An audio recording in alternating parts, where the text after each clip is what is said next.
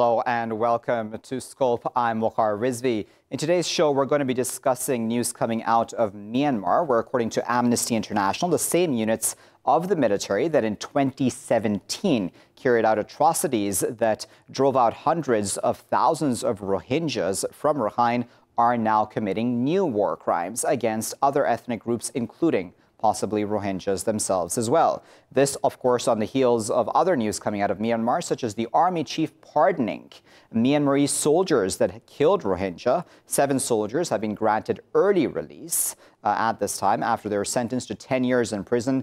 Now, the interesting factor here is that the early release of these soldiers who committed the killings means that they will, in fact, have served less jail time than even the journalists who covered those killings. Those journalists, remember, the Reuters journalists in jail at this time. To discuss all of that a bit further, we're joined by Mr. Tun Khin, who is the president of the Burmese Rohingya Organisation in the UK. He's joining us now from London. And we're also joined by Professor Lyal S, Sunga, who is an international legal expert. He's also a former senior UN human rights officer. He's joining us now by Skype from Rome, Italy. Lyal and Tun, thank you both for joining us. Lyal, I'd like to start with you. What do you make of this news coming out of Myanmar? Certainly some very disturbing signs that things haven't really changed in the country, have they? No, they haven't. What it really underlines is that the findings of the United Nations International Fact-Finding Mission on Myanmar that rendered its report in September 2018, stating that there was very clearly a culture of impunity reigning in the country. It just reinforces that very, very strongly.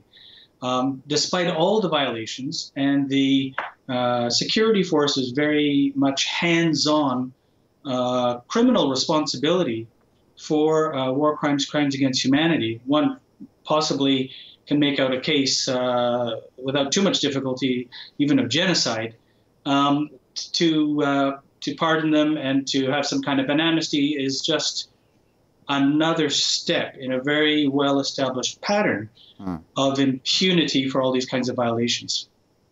Tun Khin, what do you make of that? What do you make of this news that new war crimes, even now, are being committed? Yes, this has been already, especially Rohingya ethnic minorities, we are facing genocide, and other ethnic minorities, they're facing war crimes and crime against humanity for many years.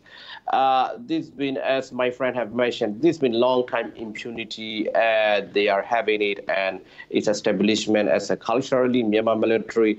So this is how important we need to look at international community.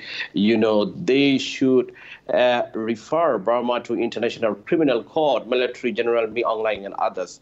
Without international, any investigation, without international action, there is no way to stop genocide against Rohingya, war crimes and crime against humanity against other minorities of Burma. This will go on forever. That's what I can say. I brought up in Burma. I have seen with my own eyes. This is how cruel brutality Burmese military. That's what I can say. Okay, so then, Lyle, the question always remains, why isn't the international community doing more in this case? Well, I think actually the international community, yes, can always do more, and it's a matter of political will and economic interests that's behind any lack of interest on the part of some states. But I have to say that although it's fallen off the headlines, it's not as much in the news as it was a couple of years ago. There have been some very positive developments. One of them is that states have taken this through the United Nations Human Rights Council, and the ICC prosecutor on 18 September 2018 opened a preliminary investigation into these crimes, in particular on deportation and forcible population. Why those particular crimes and not other crimes against humanity under Article 7 of the ICC? The reason is Bangladesh is a party to the ICC. Myanmar is not a party to the ICC.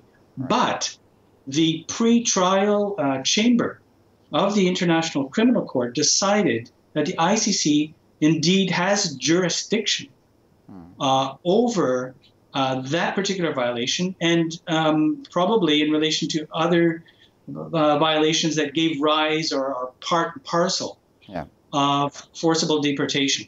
So that's a very important development. I'm much more pleased to see the ICC handling this, because then we're starting to look at the judicial determination of criminal responsibility, because obviously the domestic authorities are completely complicit, and the judiciary is not independent, and the civilian authorities, including Aung San Suu Kyi, have not done what they should have to discourage, to prevent, or punish any of these violations. So, that's a very important development. Indeed. And Tun, then I wanted to ask you, as somebody I know is an activist and travels around, especially Europe and the world, trying to bring attention to this case, or of the Rohingyas not only, but of course of all other ethnic minorities and the atrocities they suffer in Myanmar. Tun, do you think that the international community is doing enough? What do you make of the ICC possibility at this time? I think it will take quite long as far as the ICC, the mechanism and the system. The point here is what we want to see here. 500,000 over Rohingyas, their lives are at risk in Burma, and over 1 million Rohingyas are in Bangladesh refugee camps. Genocide survivors are there. So as a survivor, genocide survivor myself, what I want this may take longer, but we want to see, some immediate action to stop this genocide, because the day by day Rohingyas are facing serious, genocidal acts by Burmese military. So, UN fact-finding mission last September, they have already released a report. What's happening to Rohingyas is genocide. It's already mentioned. Where is never again should not be meaningless from international community. Whenever genocide happens, they say never again. But it's been going on for years. Now still international community is not taking any serious action. Of course, I recognize some development. Same time, we need to look at them, how the Rohingyas people are facing every daily life. They are facing military genocidal acts, and military been enjoying impunity. And same time, how many Rohingya people, need to be killed to force to take action from international community. Thousands of Rohingya been killed, thousands of Rohingya been fled by boat, to ASEAN countries for many years. So we need urgent international action to stop this genocide, to protect the Rohingyas, to return them their homeland where they belongs to, where we belongs to. Thank you. Okay, so Lyal, then the question comes up, as Tunder said, Lyal, is that of timing. And a lot of the processes that we can talk about when it comes to international justice, a lot of that are very extended long-term plans, aren't there? But what about short-term? Isn't it then a concern that if things are not done in the short term, that the Rohingyas, for example, in Bangladesh will just have to settle there, for example? What happens long-term? Will Myanmar in some ways get away with this in the short term? You're absolutely right about this, and I'm very much endorse what Tun Khin said. He's right that justice takes a long time. One of the things about the ICC, however, is that by opening up a preliminary investigation, at least it sends a signal of international criminal responsibility, which hopefully will deter or make people think twice in Myanmar about persisting with this course of action. Now, we haven't seen any clear signs of that yet, but that is a possible beneficial effect in the short term. But to speak to your point more concretely with regard to humanitarian urgency, there's no question that UNHCR and the Bangladeshi government and Myanmar, above all, have to cooperate to ensure that the humanitarian crisis is dealt with as speedily and as effectively as possible. What we've seen so far is that the government of Myanmar has not cooperated. They have not cooperated with fact-finding. They have not cooperated with humanitarian efforts. They have not cooperated with anything. That is a real shame. They're digging their holes deeper in terms of criminal responsibility and moral responsibility. And it's very hard to, the international community doesn't always have a magic wand to wave, but there are things that can be done. One of them is orderly and safe repatriation. So the member states of the UN have to continue to pressure the government of Myanmar and working together with the government of Bangladesh, which has been quite cooperative, and the government of Myanmar hasn't, to reassure repatriation, safety, and that urgent humanitarian needs are being met. Some of that has been done, but it's far from adequate. And Tun Khin is absolutely right. That's an urgent problem.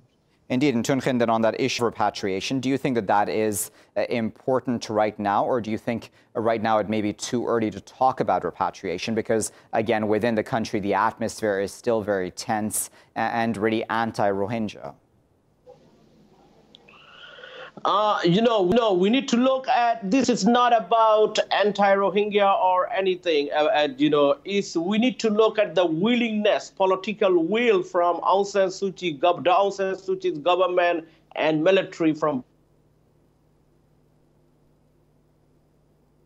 this Rohingya. It's been 1.5 years. They have no proper shelter. The Rohingyas are not getting formal education. 60% are children and women. And first thing, I visited too many times I met many times genocide survivors there in Bangladesh. First thing, what they told me is one thing. They want justice and they want to return their homeland with safety, dignity, and as a protection from international community. So, we need to look at how immediate these things happen. We need to push that international to Myanmar Burmese government, because we, including NLD government, Aung San Suu Kyi's government and military, we have not seen any willingness, and instead ongoing in Arkhana state, where more than 500,000 Rohingyas' lives are at risk. So indeed, on that situation, of course, there is no way to return. But we need to, how we can make it, the problem, the thing is the solution will come from international community. International community is not doing enough at all. I can say that, because, when this genocide is ongoing for many years and there is no one to stop that. Nobody is pressured, no government is pressuring enough. Instead, many governments are, trying to think to develop and invest in and things like that. It is very disturbing. As a genocide survivor myself, I think this is important that we must push, firstly, for restore full citizenship rights and ethnic rights for the Rohingyas. Yeah. Secondly, the international community must send international community continuously provide humanitarian aid. Rohingyas in refugee camps, and Bangladesh government should allow Rohingya to get formal education. And also, important that, in Burma, hatred against Rohingya is increasing. That's hate speech against Rohingya need to be stopped. That's all. Okay, on that point of hate speech, Sir Tun Khin, I wanted to in fact bring up hate speech, because that's an important factor in all of this when we're talking about the Rohingya issue within Myanmar, or even the issue of other ethnic groups, mind you, within the country who are being persecuted. Because we know of this Buddhist monk Wiratu, who's been dubbed the Burmese Bin Laden. And he's just recently been charged, or at least that's what the judiciary is saying, under the country's sedition law, which prohibits stirring up hatred, contempt, or disaffection but this time towards the government. He's not really being charged with, sedition or hatred towards a specific group of people, such as the Rohingya and or Muslims. And people are saying that this is all because of the speeches he gave against Aung San Suu Kyi and her stances. So again, this is all priorities that are not really lined up, right? How does one really police that sort of situation when hatred of a certain group of people is accepted and you're only really charged if you hate or at least speak of hate against a specific politician? Well, the government and the judiciary in Myanmar on this issue have shown themselves to be hopelessly irresponsible and using the law in a way that is trying to repress free speech when it comes to criticism of the government. And it's totally ironic in a very bitter way, because the civilian authorities in Myanmar have been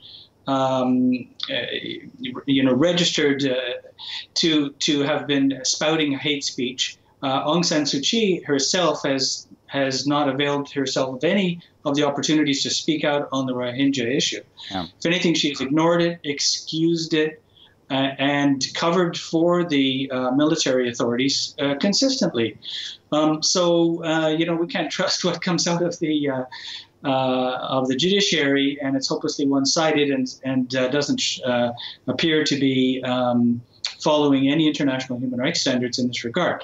If I may turn to a slightly different issue, sure. Which was your earlier question about what else can be done.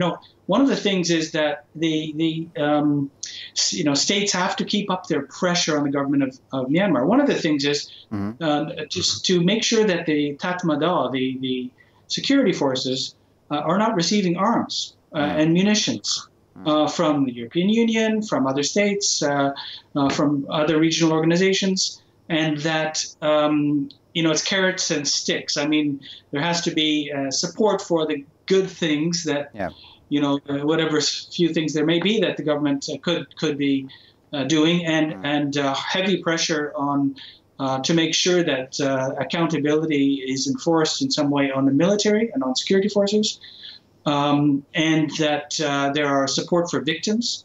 And also for the Victims Trust Fund in the ICC. And one last point is that states should make sure that they can also use their domestic jurisdictions to prosecute any of these individuals who happen to travel abroad and can be brought prosecuted under universal jurisdiction for these horrendous crimes.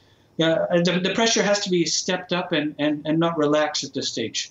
Okay, so Tun, I'm going to give you the final word. We just have a minute. So I just want to know, Tun, in an atmosphere where even it seems the public supports the Buddhist monks who are against Rohingyas or other ethnic groups, how does one create an atmosphere within the country where Rohingyas can be accepted back in? Yes, again, it depends on, it's not about all the public of Burma, it's about the government allowing and this incitement against Rohingya and government allowing like Buddhist monk, Wiratu and other extremists.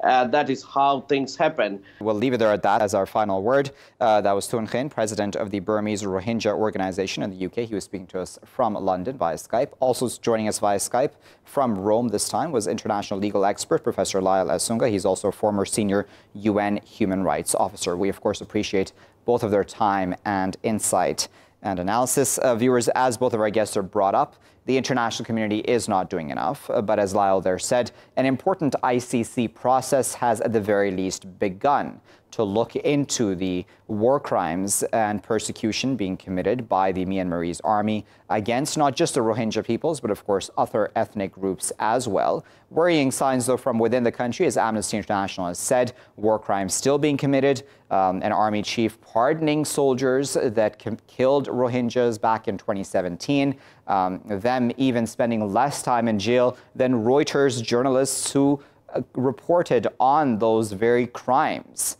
So then this is also then a battle between freedom of the press and media within the country, as one of our guests mentioned, versus that of the rights of the people of that country itself, such as the Rohingyas and others. We'll keep a very close eye on the situation. Of course, Aung San Suu Kyi remains silent and does not defend the Rohingyas at this time. I'll be back, though, with our next segment after this break. Stay tuned.